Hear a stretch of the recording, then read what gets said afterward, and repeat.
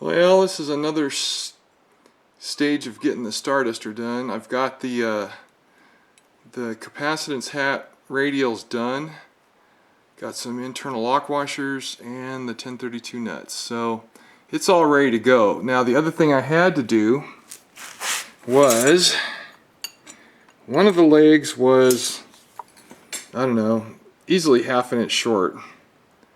So I made another one. So they're all exactly the same length. Probably won't matter, but the only difference, even with these being the same length as stock, which is 10 inches, is these are 1/4 inch diameter and the original is 3/16. I just didn't have any and shouldn't make a hell of a lot of difference. In fact, in general with antennas, the larger diameter you make the different elements of the antenna, the better the SWR will be, the more flat. So anyway, that's this is 100% done, ready to go.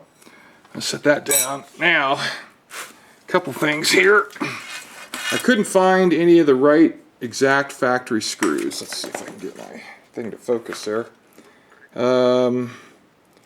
These are number 8 sheet metal screws, and obviously it's way too long, but the factory original ones, which I don't seem to have, are only a 1/4 inch or 3/16 long.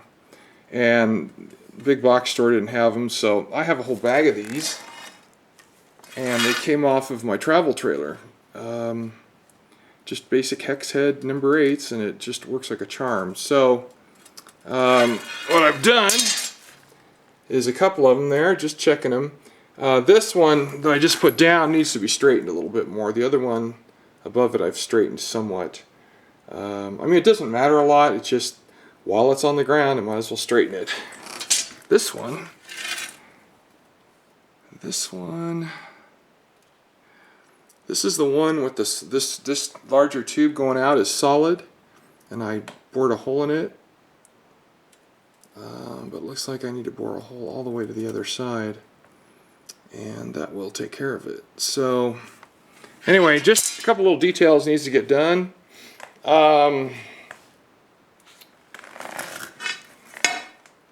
Gosh, I need to be careful. So this is the PL259 connector for the center vertical on this antenna. It had some old silicone all over it, so I cleaned all that off, and got to clean the inside out a little bit. It's got a little bit of crud in it. Let's see if I can. This thing has a focus feature, but I don't know how to make it go. So anyway, that just needs a little cleaning, but it's ready basically. What I will do obviously on those screws is I'll just take the angle grinder and just chop them off so they're not sticking out so much, especially when we're putting it up. Now, the other thing I did, here we go, look at all that tubing. I took those top rail, the chain link fence top rails back. They just didn't fit together that well vertically, and I'll show you the test that I'm using.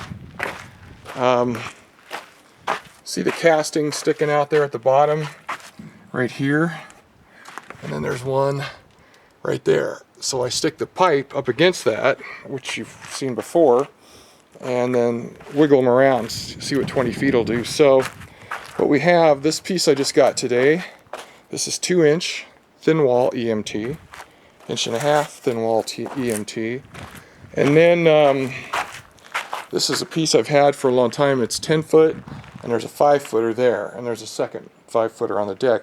This is a little bowed though. This guy here is just a little bit bowed, so I'm going to work on straightening that out. You know, this fits pretty good. It's a little sloppy.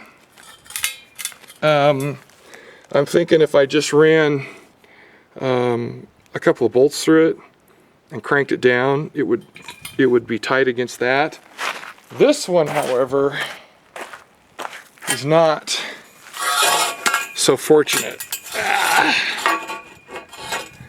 Okay, so there you go. That's the difference between 2 and 1.5 inches. So I can make adapters that'll fit outside of it or inside of it. I'd prefer inside, but I know there's a couple ways to do it. Delrin or aluminum. It needs to be something conductive, so I'm thinking some of the aluminum rod that I have is pretty sizable in diameter, so I was thinking of making a bushing that'll fit, say, here and, I don't know, a foot down. Guy today said, oh, it needs to be 18 inches. So I could put, you know, aluminum bushings in here and have the screw go through both sides and aluminum bushing. That'll take all the slop out. And then wrenching it down will make it super tight. So that'll take the slop out of the joint and leave only the flex in the tubing in question. So anyway, the guy at the store said you want to overlap each joint 18 inches. So if you got 30 feet of pipe, that takes away 3 feet, so you end up with 27 feet. That's okay.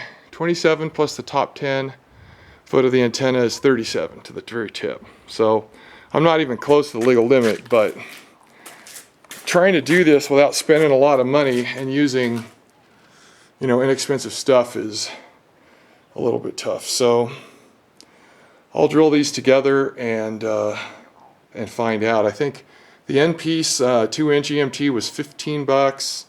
This piece was like 11 or 12, and the piece that I bought a long time ago was, I don't know, 10. So I looked at the cost of the rigid EMT, the thick wall. It's literally double. This is 065 wall, and the big heavy stuff is exactly double that, 130. So God, it would have cost me like 110 bucks just to get 3 pieces.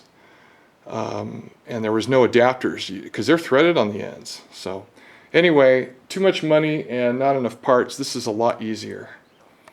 So anyway, and I went and got, I don't know, I got a bunch of screws in here and a bunch of parts in there, and this bad boy's all cleaned up. This is the hub.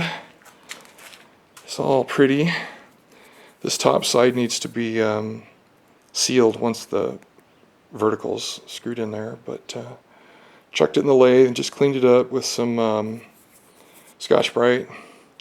The other score I made today, because the first place I went was it's not a salvage yard, it's a recycling yard. And in the past, I've gone down there and they had all kinds of large diameter aluminum tubing. I mean, some of the shit was 3-4 inches in diameter. That would have worked, but it was all gone. He said they scrapped it when they moved. They moved 2 miles down the road. So in their scrap pile was a pretty good sizable roll of galvanized steel wire. It's pretty stiff, it's pretty strong. He figures there's 100 feet on here. I figure there's way more than 100 feet on here. So something 125, maybe 150, that might be enough to guy it in three different directions. Now, I got a decision to make. For about 7 or 8 bucks from Amazon, I can get the guy, what do they call it? The guy collar, the round collar that goes around the top of the antenna, the top of the mast. I'd have to put it probably right where that joint is, or slightly below it, so it doesn't interfere with the function of the antenna, because that is metal. I was going to use that Dacron rope stuff, but this was $15 I paid for this roll. So I may have to get a couple of ceramic insulators to separate it all, but I thought that was a pretty good score. It saved me some money, because that Dacron stuff's like, with shipping or tax or whatever, so it's a little over 40 bucks a roll. So anyway, I could make one if I didn't want to buy one from Amazon, that guy ring collar that goes here, or I could make one. I've got lots and lots of 1/4-inch plate, aluminum plate, and I could make one easy. The CNC program has a bunch of what they call canned cycles. So if you want to make a hole pattern like for your car, or a universal guy ring where it's got triple holes and 4 holes, you can do all that with hardly even breathing hard. It's really neat. So I was thinking about doing that, but $7 for one. I may order 2. In the end, if it's humanly possible, I'd like to get a bigger piece on the bottom and do 40 feet.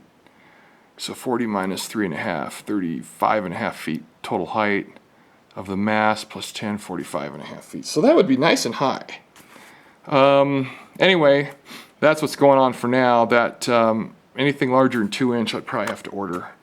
So we might do that. That might be a $20 piece, but we'll see how this is. Once I bolt all this together, I'm going to do the little test right here on the storage unit and see how it, you know, sways in the breeze, if you will. When I wiggle it from the bottom, how much does it wiggle up here? And see if it works okay. So let's see, what is it again? 2.5 inches, 1.25 inches. So it's all pretty stiff stuff. Anyway, that's the update for right this minute. I'll get more done next week and we'll see when we can put this thing up. See you, bye.